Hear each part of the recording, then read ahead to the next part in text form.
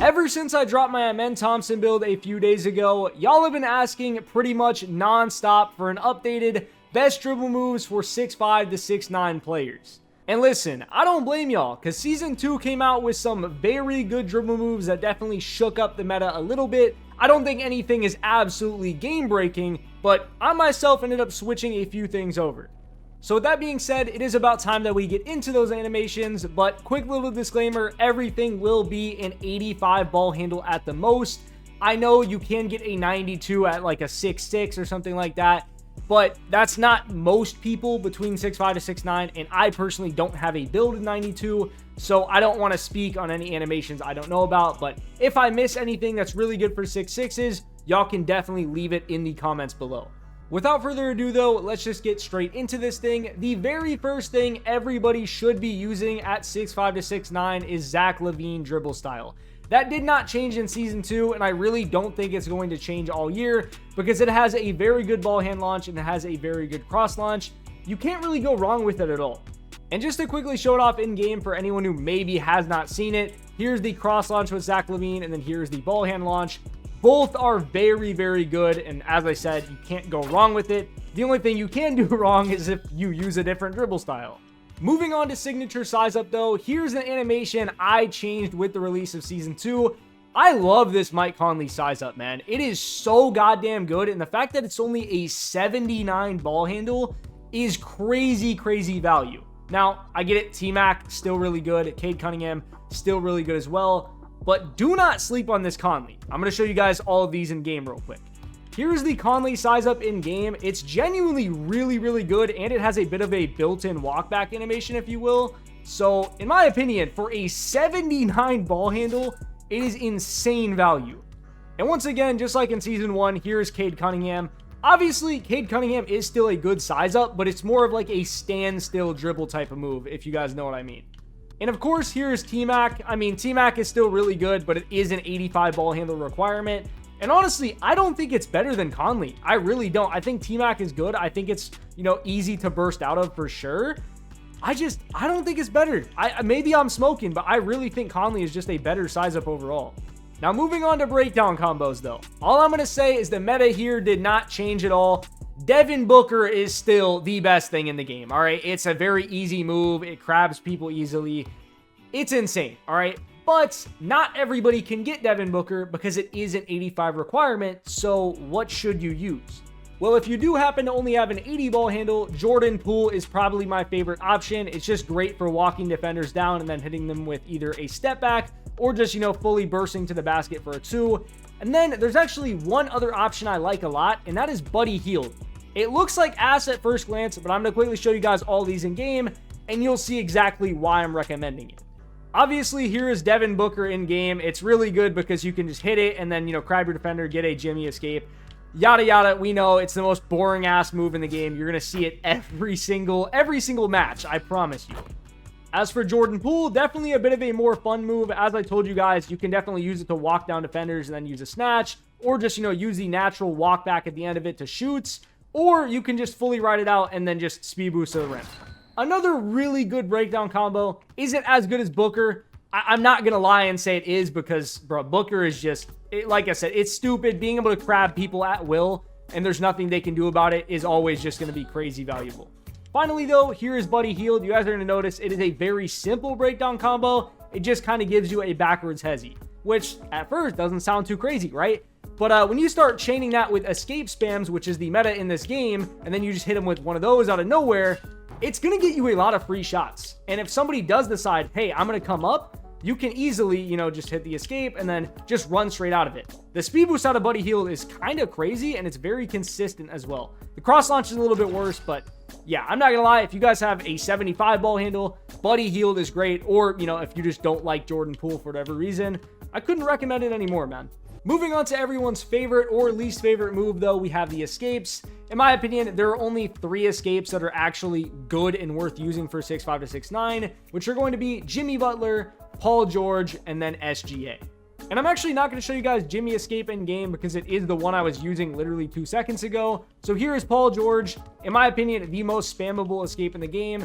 Pretty easy to run out of, very good for, chaining other dribble moves. Just a very good escape. Honestly, I have a very rough time between choosing, Jimmy or PG. And then, of course, here's the Shea escape. It looks like absolute ass at first, but that's because you need to get this animation right here, which is absolutely insane. Now, how you do that is you hold RT, you flick outside to your ball hand and then inside. So if it's in your right hand, you flick right and then left, you get the animation. And then obviously there's also flicking left and right. Every escape has, 3 moves in this game. SGA, you only really want to use the outside flick. It's the best move. Doesn't really get bump stolen ever. Not that any escapes do anymore after, they refer to that patch. But yeah, SGA, it's a little bit harder to use than Jimmy or PG, but it is a very good escape nonetheless. As for combo moves, nothing really changed from Season 1. Pro is still going to be your best bet. I tried out this Jordan Poole. It's not bad either, but I just don't think it really holds a candle to Pro. And as for you guys that would like to see what these look like in game, here is Pro in the open court. Definitely not a bad combo move at all. And then here is it in the half court. In the half court, honestly, it's still not bad. It's pretty good. I was going to say it's kind of useless. It's not useless. I just don't use it too often because I'm more of somebody who likes to use my size ups. But overall, it's still pretty much the meta for combo moves. Here is Jordan Poole, though, just for anyone who's curious. There is definitely some, potential there with that little crossover burst. It's not bad, but his standing one is definitely a lot worse than Pro, if I'm being honest. Moving on to crossover, though, I actually have a few different suggestions here. The first one being Lonzo Ball. It is obviously like the most meta crossover. It's a very good move. Then I would say Markelle Fultz and Chris Paul. Obviously, most of you guys already know what Lonzo looks like in game, but here it is. It doesn't look like much, but the idea behind it is whenever there's a defender at your hip or, you're trying to split the gap from your defender and somebody helping from the corner, you just hit the Lonzo cross and it easily gets you into the paint for a free dunk. It's, it's a lot better than it looks, just, doing it on an open midcourt with no defense. As for Markelle Fultz, this is probably my favorite for coming up the court because it literally is just a complete direction switch. Like, you'll be going one way and then you can completely switch and then shoot a midi.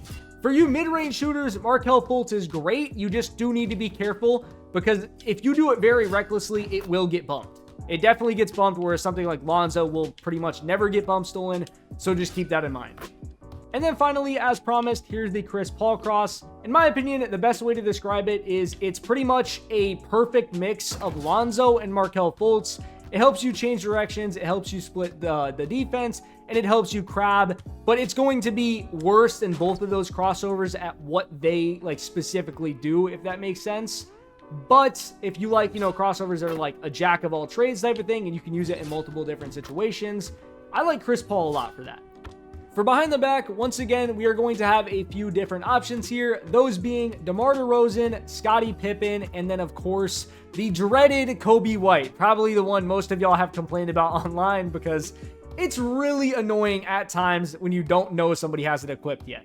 Starting off with Scottie Pippen in game, his standstill behind the back is going to look like this. Very, very mediocre. His explosive looks like that. Also mediocre, so I know what you're starting to think. Jesus, this looks like ass. Why would I use this? Well, his open court behind the back is absolutely insane. Like, by far the best in the game, and that's kind of the main appeal with it. As for DeMar, though, you guys are going to notice his open court behind the back is definitely not as good as Scottie Pippen's, but it is still solid nonetheless. Then his standstill behind the back is very, very good for comboing, especially like, let's say you combo with an SGA or a Paul George, maybe even a Jimmy escape. Looks very good. And then obviously his standstill explosive is also pretty solid as well. And then, of course, Kobe White has the diabolical standstill behind the back, followed by a pretty good explosive behind the back, and a pretty mediocre open court behind the back. That's probably my least favorite part about that package. But overall, I think it's pretty safe to say Scottie Pippen is what you want to use for, open court. DeMar DeRozan, I couldn't think of his name for a second. It just slipped out of my head, is the best overall. And then Kobe White is the best if you're just trying to 3 hunt behind screens because it's very hard to stop in that regard. As for spin moves, I really have 2 main recommendations, which are Penny Hardaway and Kevin Durant. They have pretty good half spin cancels, which can be chained with like a Scottie Pippen behind the back, or, Lonzo cross, Fultz cross, anything like that. They're just pretty solid animations overall. Moving on from the spins, though, we need to talk about hesitations. In my opinion, there are 2 hezzies I really like this year, which are going to be Scottie Pippen and then also Jason Tatum. Here is Scottie Pippen in game right here. The reason I like this one quite a bit is it brings your character out into the side a little bit. I maybe wish it had a little bit more movement, but it is nice to kind of throw off defenders and then just get a little jump shot off it. Or, you know, if they move up a little bit after you do it, you can easily just go for a quick little blow by. As for Tatum, the reason I like this one is it is quite literally a straight out hezzy. There is nothing to it. You don't move backwards. You don't do like a hoobada. You don't do some crazy move. It's just a very simple one, and it's also really good for crabbing people. Like, if you get to the elbow or something, the ball's in your left hand, you have a defender like slightly behind you, you can easily just crab him with the Tatum hezzy. And for that reason, I think it is a pretty solid animation. Finally, though, for the last dribble move of the video, we have step back, where Devin Booker is going to be the absolute king. But I can't just show you guys Booker because it's an 85 ball handle, and that's not really fair because not everyone has that. So the other animations I would recommend are going to be Vince Carter, Pro, or Kawhi Leonard. Now here's what Devin Booker is going to look like in game. Obviously, you guys have probably seen this one 12 million times at this point. It's a very common dribble move. Like, we're talking Curry slide levels of commonality. It is absolutely everywhere. And, you know, speaking of common moves, this Vince Carter right here is just about as common as Booker because of the super low 70 handle requirement, which, don't get me wrong, is it a good step back? Absolutely. The burst to the ball hand is nice. The burst to the, you know, cross launch can be a little bit weird because of, you know, the nature of the snatch. Sometimes it doesn't give you a good animation. But either way, that aside, it's still really good. The only real downside to it is sometimes when you do the snatch, you will get this animation right here. Or actually, I didn't end up getting that, but you guys will see, sometimes you'll get a weird gather on your jump shot, and it's gonna like slow you down, it's gonna throw you off. To combat that, when you do a Vince Carter step back, just quickly let go of everything and just flick down in your left stick one time, and you'll just get a regular shot. So just keep that in mind. You do have to like think into it a little bit harder. As for these two less common step backs, the reason I like Kawhi is it is just very different than every other step back in this game. Because Kawhi's step back looks like this. It is a little cross and then, you know, a little kind of shimmy back. But if you are pairing that with escape moves, it can definitely throw people off because they're going to think, oh, he's just spamming the escape. But then you hit him with this, and then it's going to get you a free three-pointer. It works very, very well. And obviously you can, you know, speed boost out of it as well. It's just a very good move, but I know some people aren't going to like it because it's not your traditional, you know, flick down and get a snatch right away. It takes a second. As for the last step back animation, we have Pro. In my opinion, Pro is the definition of just a poor man's Booker. It's a worse snatch that doesn't get you as far, but the speed boost to your ball hand, if you do it immediately after the snatch, is extremely good. Like, sometimes you will get a crazy, crazy launch that you don't really seem to get with any of the other step backs. Also, hold on. Did I just fumble the goddamn ball? I have an 86. What the hell? Oh, yeah, and I guess step back wasn't actually the last move of the game because we got to talk about triple threat style. The best triple threat style is going to be Kobe Bean Bryant. It was the best last year. Obviously, it doesn't, you know, still have the travel glitch that made it crazy, crazy, but the cross jab is good. All of the jab animations are very good with it. And I was kind of surprised to not see it locked behind starter 4 this year, but I'm not complaining. Now, that being said, though, boys, that is pretty much going to be everything that I have for today's video. If you guys did enjoy it and found it useful, I would greatly appreciate it if you subscribe to the channel, as well as left a like and a comment letting me know what you thought. It's been Gravely. Peace.